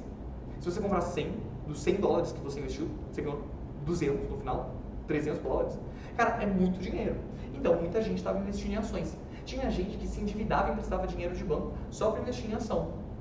Por isso mesmo, gente, um ponto bastante substancial aqui importante é que há um mercado de especulação financeira. Especular significa você olhar para o futuro, querer ganhar com ações. E por ter um otimismo muito grande, as ações estavam subindo muito. As empresas estavam, se tem muita gente querendo comprar ação, o preço da ação sobe muito, né? Então as empresas estavam, estamos ganhando dinheiro, as ações subindo, era uma maravilha, e também tinha fraude. Como o mercado era muito desregulado, e repare só, o Partido Republicano achava que não era fator do Estado ficar criando agências para regular, por exemplo, o mercado de ações. O mercado de ações era muito comum você ver no mercado de ações fraudes. Fraudes financeiras, as empresas mandando balanços que não eram muito transparentes para os acionistas, para a galera continuar comprando ações, para ter uma euforia ali. Então, a situação também é uma situação complicada no mercado de ações, porque ao mesmo tempo que você tem esse otimismo, essas ações subindo assustadoramente, sobretudo em 27, 28, 29, há fraudes no mercado de ações. Por essa desregulamentação ser muito intensa. Portanto, repare só, superprodução, subconsumo, aliado à especulação. Especulação. Cara, por tudo isso, agora a gente chega na essência do rolê, tá bom? Superprodução, muito produto, consumo começa a diminuir no final da década de 20, porque as famílias estão muito endividadas pelo acesso a crédito, e as especulações no mercado de ações vão criar ações, a situação perfeita para a gente chegar na crise de 29. O dia era 24 de outubro de 1929. O mercado de ações estava super aquecido. Uma galera começou a ver que a situação das empresas não era assim tão boa, que tinha alguma coisa errada, a conta não estava mais fechando. Então, alguns acionistas já, ao que indica, reparando que a situação não estava muito boa, decidiram vender uma bitelada de ações de empresas na bolsa. Muitas ações foram ofertadas no mesmo dia, isso fez com que o preço das ações, despencasse. Cara, se tem muita gente vendendo, o preço cai. Nesse dia, uma pessoa que investia pouco na bolsa, uma pessoa de classe média, perdeu tudo. O grande acionista perdeu muito. Depois, a situação ela vai piorar nos próximos dias. E a partir daí, a gente teve o famoso crash da bolsa, a quebra da bolsa de Nova York. Isso acabou nos levando ao grande ponto. Essa quebra da bolsa, ela acaba fazendo com que, portanto, muitas indústrias acabem quebrando.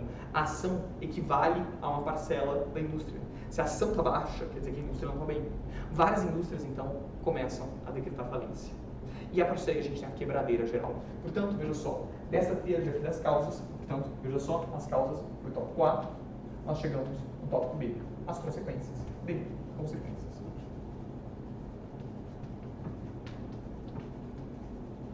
de uma maneira bastante rápida.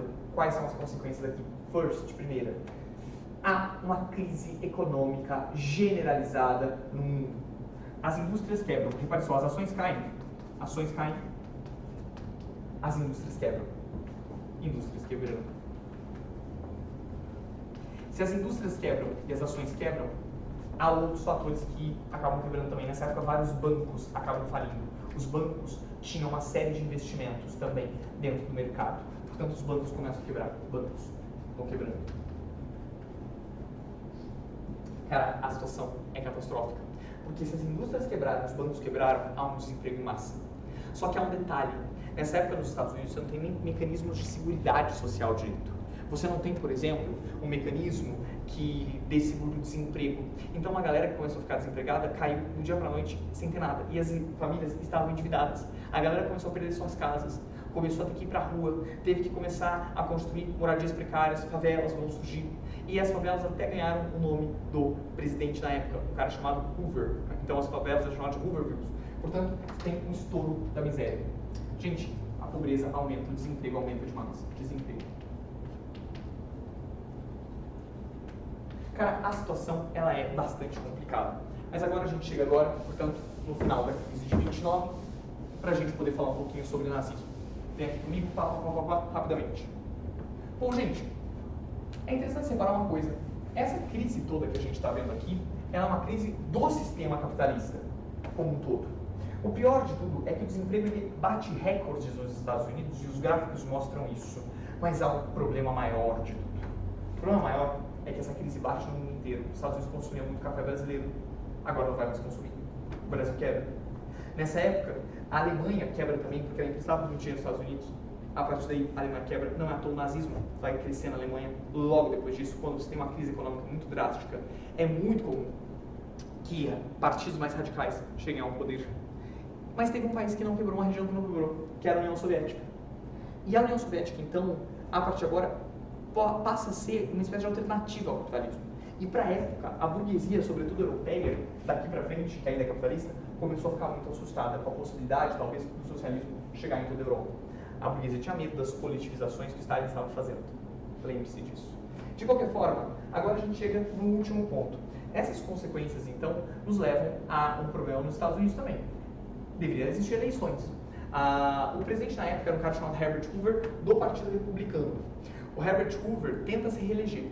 A situação era catastrófica, o desemprego altíssimo, as políticas econômicas para tentar tirar a população da crise feitas pelo Estado não estavam surtindo efeito, até porque o Estado ainda mantinha uma lógica de interferências menores na economia, e a partir daí chega um candidato. Era eleição em 1932. E o Partido Republicano, o Herbert Hoover tenta se eleger, mas o Partido Democrata, que era o outro partido, lança um outro candidato chamado de Franklin Delano Roosevelt. O Franklin Delano Roosevelt, nessa época, então, traz um outro discurso do Partido Democrata. Ele dizia que era função, sim, do Estado começar a interferir na economia, para tentar diminuir as desigualdades, a miséria da população. Portanto, veja só, nós temos aqui um último pontinho. Nós temos aqui as eleições em 1932 e, claro, o Franklin Delano Roosevelt acaba ganhando as eleições. Portanto, em 1932, nós temos eleições e em 1933 entra um novo presidente democrata. Muda o partido nos Estados Unidos, um cara chamado Franklin Delano Roosevelt. Cara, o Roosevelt é um cara que então acha que cabe ao Estado sim interferir na economia para diminuir as desigualdades sociais e também para estimular a economia. Então, quando o Roosevelt entra, ele coloca um plano em ação, um plano que passa a ser chamado de New Deal. Ok? Eu estou com raiva. Calma aí, gente. Tá feio, né? Portanto, o New Deal era um plano em que o Estado deveria começar a interferir mais na economia. E essa é a grande sacada. O Estado deveria estimular a economia, investir em obras públicas. E qual que era a lógica aqui? Investindo em obras, repare o esquema que eu vou fazer. O Estado, ao investir em obras, ele acaba levando à criação de empregos. Look, há uma criação de empregos. Se há uma criação de empregos, há renda. Olha só que interessante. Se há renda, há, portanto, consumo. E se há consumo, há, portanto, propriedade, aliás, há, de novo, investimentos privados. E esses investimentos privados, portanto, gerariam novamente empregos. Está montado um ciclo vicioso. Então a ideia é que o Estado deu uma empurrada, fazendo obras para que haja algum tipo de crescimento de emprego novamente, para estimular a economia. Um ponto importante é que ele também cria agências reguladoras. A agência, por exemplo, para regular o sistema de ações, que era muito regulado. É criado uma série de direitos trabalhistas. É também estimular que os sindicatos possam fazer mais greve novamente. Tudo isso para fazer com que a economia desse uma girada cada vez maior e também para que os trabalhadores consigam ter aumentos de salários, porque para o Roosevelt há um problema. A concentração de renda, ela também não estimula a economia. A partir daí, o New Deal e o programa Roosevelt começam a ser aplicados e uma escola de economia começa a surgir na década de 30, digamos assim, ao mesmo tempo que o New Deal está sendo aplicado, que é uma escola ligada a um economista chamado John Maynard Keynes, que de uma certa forma é o economista que na narrativa sai vitorioso, né, da crise de 29. John Maynard Keynes acredita que o capitalismo é o melhor sistema. Só que é importante que o capitalismo necessita sim de algumas regulamentações do Estado para tirar um pouco da concentração de renda, porque ele acha que a concentração de renda intensa que acontece em sistemas liberais não é interessante para o capitalismo e que é importante que você distribua melhor a renda sim, para que o próprio capitalismo continue sobrevivendo. Portanto, surge uma escola de economia, a partir de agora, que passa a ser chamada de keynesianismo. O keynesianismo é uma escola de economia bastante importante a partir de agora e vai surgir o que a gente chama de bem-estar social. Nasce as ideias de que deve existir intervenção do Estado, sim, na economia, para reduzir as desigualdades. Mas é um sistema ainda capitalista. Bom, gente, professor, uma coisa que você não falou, e aí deu certo no dia? Diminuiu o desemprego? Se você ver o gráfico, diminui o desemprego. Sim, dá uma freada no desemprego. Isso não quer dizer que o desemprego é zerado ou diminui tanto como era antes. Esse é um ponto importante. Então, na verdade, o New Deal também dá uma aumentada no PIB, mas nada significativo. Tanto significativo assim, mas dá uma freada no desemprego. A miséria dá uma reduzida sim, o New Deal.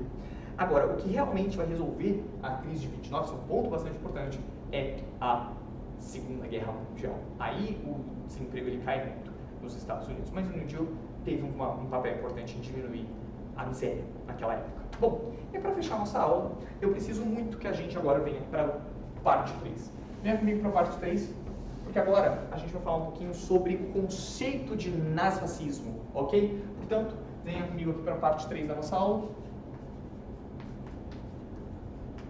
Nazifascismo.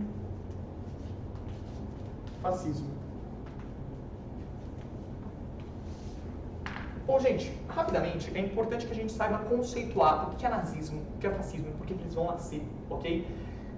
Primeiro, saiba que nazismo e fascismo pode ser um assunto importante esse ano, porque esse ano teve muitas manifestações antifascistas, né? Importante para você saber o que é o antifascismo e saber o que é o fascismo. Então, primeiro, qual é o contexto? Por que vai nascer o nazifascismo? Bom, o nazifascismo nasce num contexto de crise do liberalismo.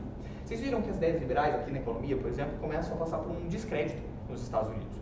Mas não só as ideias liberais na economia. O liberalismo é uma vertente ampla, que fala que não deve ter tanta intervenção do Estado na economia. Isso é uma das vertentes do liberalismo. Mas o liberalismo na política diz que é importante que você suspeite um pouco do Estado, que haja sempre uma divisão de poderes, executivo, legislativo, judiciário, que haja liberdade de expressão, que haja algum tipo de participação da população na política. E o liberalismo, então, na política, ele tem esses pontos, que são pontos importantes desde a época do iluminismo, desde o século XVIII, isso é discutido. A treta é que essa época é uma época de descrença no liberalismo como um todo, porque a Europa passava por uma crise, a Primeira Guerra destruiu a Europa, a população estava passando necessidades, os governos, muitas vezes na Europa, já tinham parlamentos, mesmo que você tivesse rei, a maioria da Europa era monarquia de parlamento, então os parlamentos em si não estavam conseguindo criar uma alternativa rápida de reconstrução e de distribuição de renda na Europa, a situação não estava muito favorável, e o que é pior, nessa época ainda vai vir a crise de 29, que vai botar uma outra descrença, até no liberalismo, nas questões da economia, acabam caindo nessa época. Então é uma época de descrença no liberalismo. Justamente por isso, surge já uma alternativa, que já existia, a União Soviética. A Rússia é uma alternativa, a União Soviética é uma alternativa de se coletivizar terras, a ideia do trabalhador, a partir daí ser representado pelo Estado, né, no governo socialista, pelo menos é o que se dizia. Então nós temos aqui todo esse projeto. mas é um projeto que mexe com a burguesia, mexe com propriedades privadas da burguesia. Então, a burguesia dessas regiões aqui, sobretudo da Alemanha, que está próxima, da Itália, que está passando por uma crise econômica, vai começar a reagir. A burguesia não quer uma expansão do socialismo por cá. E a partir daí, os partidos liberais também começaram a perder força. Partidos que eram tradicionais da burguesia, partidos liberais, que vestiam a roupinha, o terninho, eles não estão mais sendo muito bem votados, não estão mais ganhando pelos adeptos. A partir daí, a burguesia acaba apoiando um outro tipo de partido mais radical, mais à direita. Portanto, veja só, eu tenho 20 minutos? 10 minutos? Ai, meu Deus. Bom, de qualquer jeito, é importante, então, você entender por que nasce o fascismo e o nazismo. Quais são as características aqui? Portanto, vamos às características.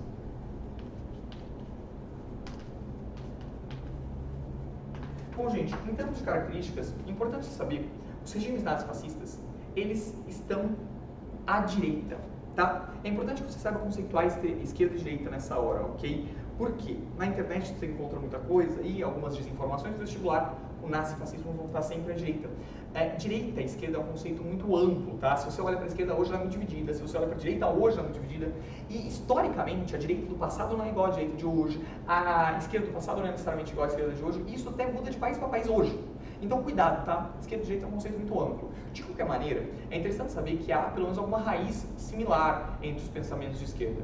A raiz da esquerda está numa questão de debate sobre igualdade econômica, de que deve existir mais igualdade econômica para a população, de que a exploração entre as camadas sociais deve ser diminuta, deve diminuir. Quanto mais esquerda você está, mais você acredita nisso, aí você vai chegando na centro-esquerda, que até tolera algum tipo de desigualdade e tal. Aí você vai indo para a direita. Você tem aquela direita que a gente chama de uma direita liberal. A direita liberal é uma direita que acredita que há, portanto, algumas desigualdades, mas que as desigualdades têm a ver com mérito, né? Não necessariamente porque alguém é racialmente superior ou porque alguém nasce necessariamente só melhor que a outra. É uma questão mais de mérito, né? Mas que as desigualdades, então, vão acontecer. Mas se você vai indo para a extrema-direita, a extrema-direita defende que a sociedade ela deve ser rigidamente hierarquizada, como uma estrutura militar, que cada um deve ficar no seu canto. Burguês no seu canto, operário no seu canto, abaixo, claro. Criando uma hierarquia. Que deve existir toda uma lógica militar da sociedade para manter as coisas assim, desiguais. Portanto, a extrema-direita que vai surgir na Europa é uma extrema-direita que defende essa desigualdade. Portanto, o termo nazismo, fascismo de extrema-direita, cai no vestibular dessa maneira, sendo, portanto, de extrema-direita há um detalhe, tá? Pode parecer também terceira via. Os nazistas, os fascistas diziam uma terceira via entre o capitalismo liberal e também o socialismo, mas no geral é extrema-direita, ok? É assim que a história conceitua. Portanto, nós temos aqui como características fundamentais de um regime nazifascista. Primeiro, a ideia de totalitarismo. Lembremos que totalitarismo é uma ideia de terror de Estado. Isso pode ser usado tanto pela esquerda, já foi usado pelo Stalin, já vimos usado de hoje, mas também pela direita, para que a população acredite naquilo que está sendo dito pelo partido do governo. É um método de ação em que se cria um terrorismo de Estado, um terrorismo na população. Portanto, nós temos aqui o que a gente vai chamar de totalitarismo.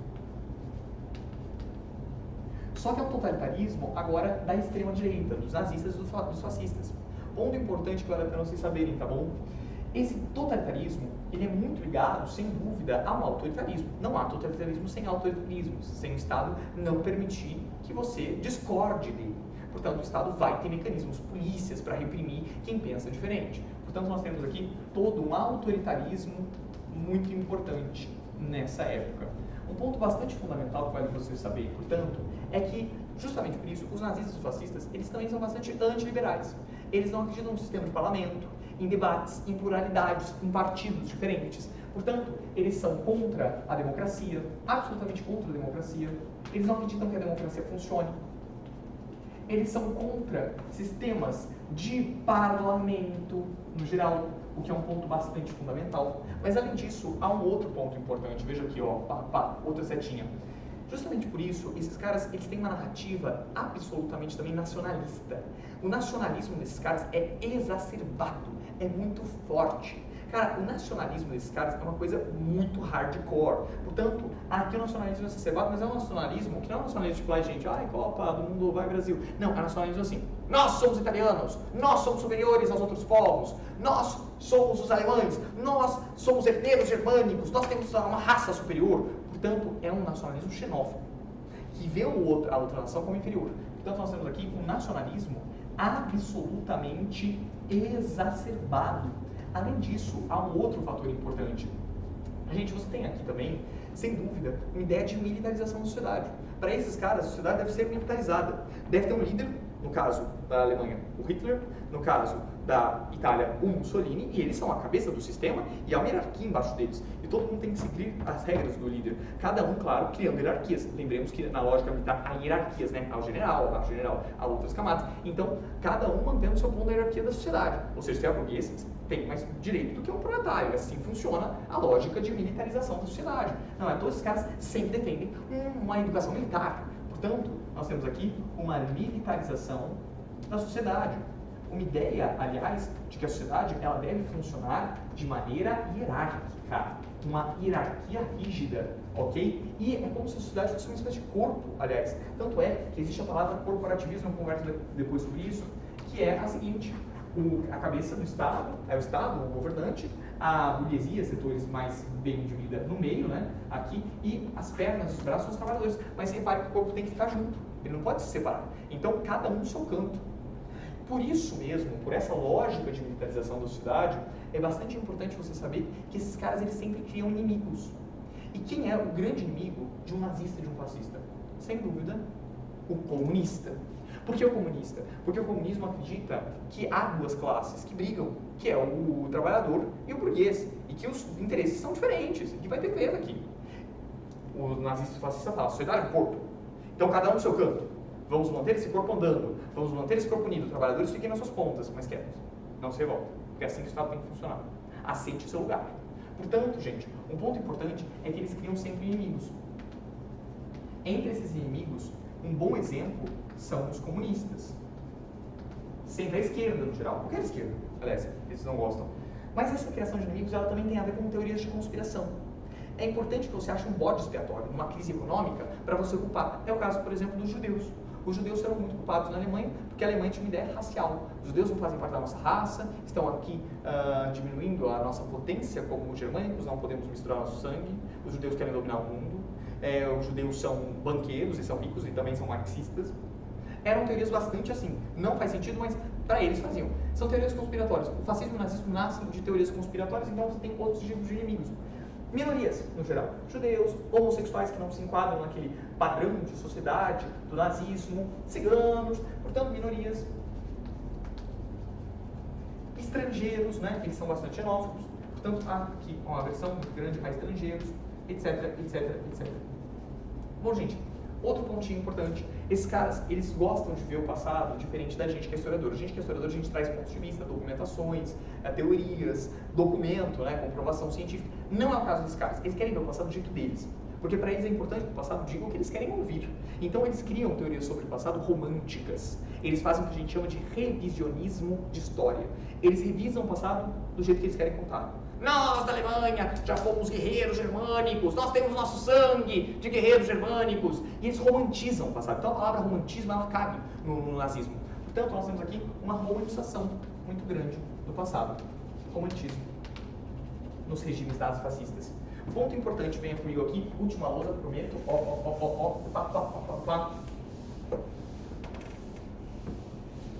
Ponto fundamental, esse romantismo todo que existe no nazismo, no fascismo, que tem até revisão historiográfica, a ideia, revisão histórica, desculpe, é uma visão de pegar o passado e glorificar esse passado, ele também tem a ver, claro, com uma visão de um mundo que não é muito racional.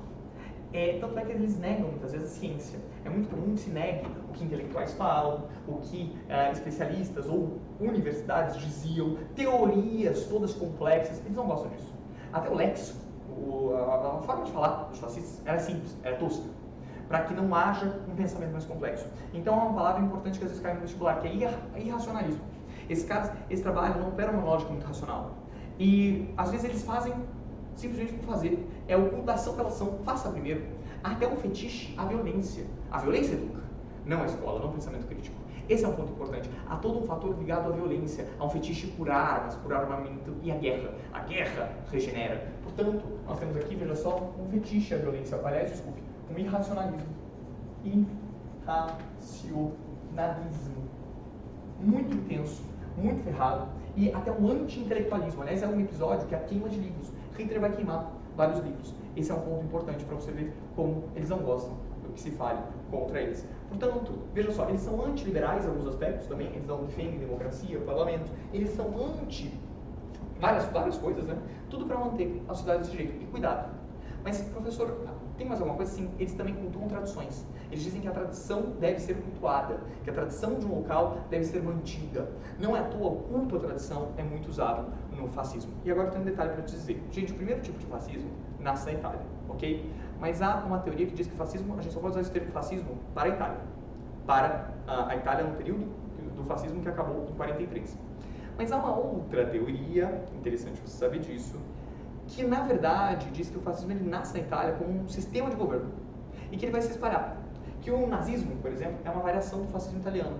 Que o franquismo, que vai surgir aqui na Espanha, ele também será uma variação. Que o salazarismo, que vai surgir em Portugal, ele é uma variação do fascismo, só que ele acaba sendo diferente, porque as tradições de cada local são diferentes. Então, com a ideia de culto às tradições, ele acaba operando de maneiras diferentes onde ele chega, ok? Então, o fascismo poderia ser um conceito mais fechado, só para a Itália, mas há outra teoria, as duas podem aparecer no vestibular, que diz que o fascismo é um tipo de governo, que vai chegando em cada região e vai se alterando. Portanto, veja só, nós temos aqui todo esse irracionalismo, anti-intelectualismo, é um culto à tradição.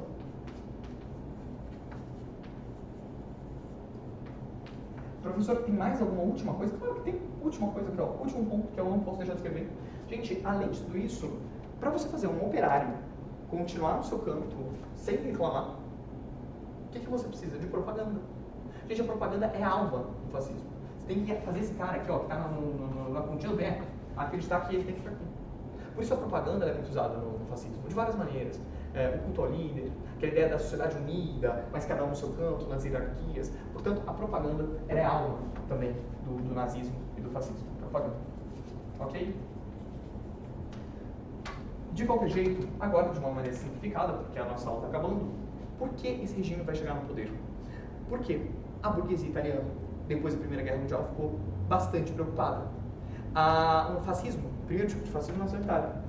E havia muitos movimentos de esquerda ganhando força. A esquerda estava ganhando força até no parlamento. A Itália, nessa época, era uma monarquia, tem rei de parlamento. Quem estava ganhando força nessa época era justamente o partido de esquerda, o Partido Socialista. E a partir daí, os fascistas nascem. Os fascistas nasceram como uma milícia. Milícia, sabe, é uma galera que pega em arma que não tem nada a ver com o Estado. Essa galera que pegava em arma da milícia fascista era anti-esquerda. Começava a bater em grevista, batia e perseguia círculos de esquerda, camponeses queriam reforma agrária. Por tudo isso, e claro, até por um apoio que o Mussolini, que é quem funda o fascismo, acaba tendo, de latifundiários e de industriais. Por que latifundiários e industriais? Porque o Mussolini era contra camponeses que falavam de reforma agrária, ou seja, defender a propriedade, contra grevistas que queriam aumento. O Mussolini consegue chegar ao poder, ok? Ele é nomeado pelo próprio rei como primeiro-ministro. Nessa época, o rei, ele nomeava o primeiro-ministro. O primeiro-ministro é quem manda no país, quem manda na Itália. E é assim que o Mussolini chega no poder, com o apoio das camadas mais altas. E, professor, tem alguma grande diferença do fascismo para o nazismo, especificamente? Primeiro, o fascismo nasceu antes, ok? Então, só um detalhe, vocês me permitem, 5 minutos tem que passar. Portanto, interessante saber quais são as diferenças aqui. Gente, repare só, as diferenças. Uma diferença, por exemplo, que a gente pode apontar no fascismo italiano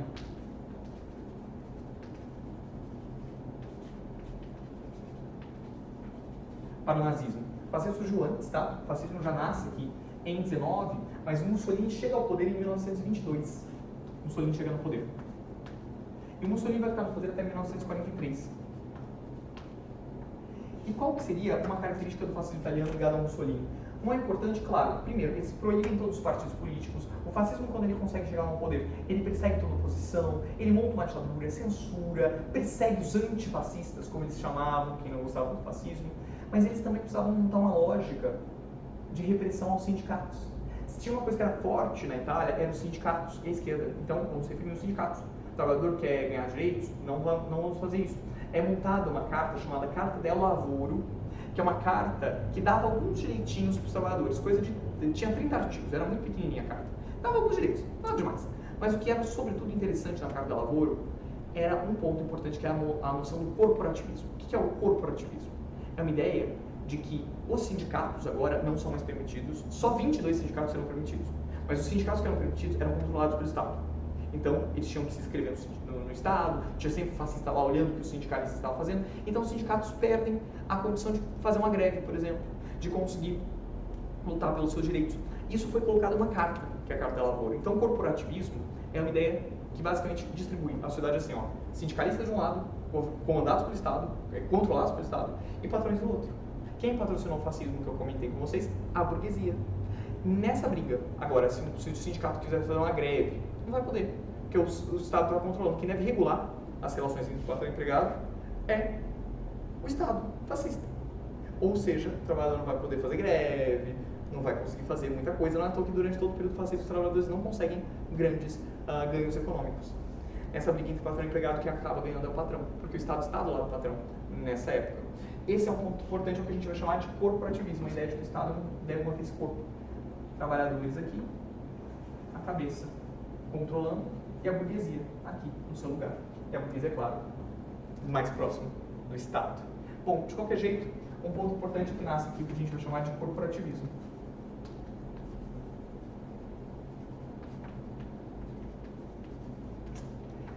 Ponto importante, tá bom? O corporativismo, dessa maneira que eu falei para você, em carta, tal, detalhado, ele é uma característica bastante ligada ao fascismo italiano. Vai inspirar outros lugares. Cuidado com uma coisa, tá? Não sei se você já ouviu que a nossa CLT é inspirada na Carta da Lavoura do Mussolini. Se você ouviu isso, isso não é bem verdade. A Carta da Lavoura tinha 30 artigos, a nossa CLT tem mais de 900, tinha mais de 900. O único ponto que o Vargas se inspira um pouco no Mussolini ali, a nossa CLT é mais inspirada na Rerum Novarum, que é uma encíclica da Igreja Católica. O corporativismo, ele inspira a repressão aos sindicatos, ok? E para que a gente feche aqui, o Hitler, né? Vamos falar um pouquinho da Alemanha. Alemanha nazista. Gente, muito breve, tá? A Alemanha nazista, ela tem uma outra característica. O nazismo, ele nasce justamente em 1920, como um partido, só que o nazismo só vai chegar no poder depois da crise de 29, quando há uma descrença muito grande na economia. Nazismo significa Partido Nacional Socialista dos Trabalhadores Alemães. Professor, nacional socialista? Então Hitler era de esquerda? Pelo amor de Deus, não. Não é porque tem nome socialista que ele era de esquerda. Gente, socialismo é um nome que se dá, ok, nessa época para coletivos. E nessa época, o socialismo era um nome que os trabalhadores conheciam muito bem. E o Hitler quer atrair os trabalhadores para a sua causa. Nacional-socialismo, aliás, não tem nada a ver com Marx. Lembremos que Marx fala trabalhadores do mundo univos. Não existe um nacional-socialismo para quem é marxista. Esse é um ponto importante. Por quê? Para Marx, é os trabalhadores do mundo que devem se unir. Essa coisa de nação não é algo que deve ser colocado em pauta. Então, o nazismo nasce em 1920 como um partido mais organizado, mas só chega no poder em 1929, depois da crise do capitalismo. Cara, na Alemanha, depois da Primeira Guerra, foi proclamada uma república super democrática chamada República de Weimar. Ok? Interessante saberem disso. Que tinha vários partidos, tolerava comunistas e nazistas. E eles se batiam, os nazistas odiavam os comunistas. Mas a grande sacada é qual a ideologia do nazismo. A ideologia do nazismo é um pouco diferente da ideologia do fascismo italiano, porque ela tem como base o racismo, explicitamente. O fascismo italiano também é racista, mas não da maneira como há o racismo no nazismo. Cara, no nazismo, acredita-se que há uma raça que é superior. Hitler acreditava isso. Ele deixou isso escrito no livro dele chamado Mein Kampf, né, Minha Luta. Que há uma raça que é superior e predestinada quase a dominar o mundo no futuro, que era a raça ariana, que era a raça que ele dizia que era a raça dele. Portanto, ele achava que era importante que a Alemanha tivesse a união de todos os partidos, de todos os arianos que existiam. Por exemplo, ele achava que os austríacos eram arianos, então a Áustria deveria fazer parte da Alemanha. Então ele tem até a ideia de se criar o que ele chamava de Lebensraum. Lebensraum era a criação de um espaço vital para o povo ariano. Portanto, a base do nazismo é o racismo escrachado. E a sociedade deveria ser hierarquizada a partir do racismo, sobretudo. Esse é um ponto importante. Quem era ariano para Hitler deveria ter algum tipo de benese na sociedade, mesmo que fosse um trabalhador. Mas se você não fosse, você não tinha nada. Hitler consegue chegar no poder depois de uma descrença muito grande e depois o partido nazista realmente crescer nas urnas. Diferentemente do fascismo, o nazismo cresceu muito nas urnas. Ele teve apoio também da burguesia, mas também teve um apoio maior, mais significativo da população. Ok? Portanto, repare só, na Alemanha nazista nós temos essa grande característica que é o racismo muito escrachado. Ponto importante, né? Os judeus serão brutalmente perseguidos na Alemanha nazista, junto com os comunistas, que também são os inimigos número 1 do nazismo. Portanto, fechamos a nossa aula. Gente, desculpa, foi um pouquinho além, né? Bons estudos!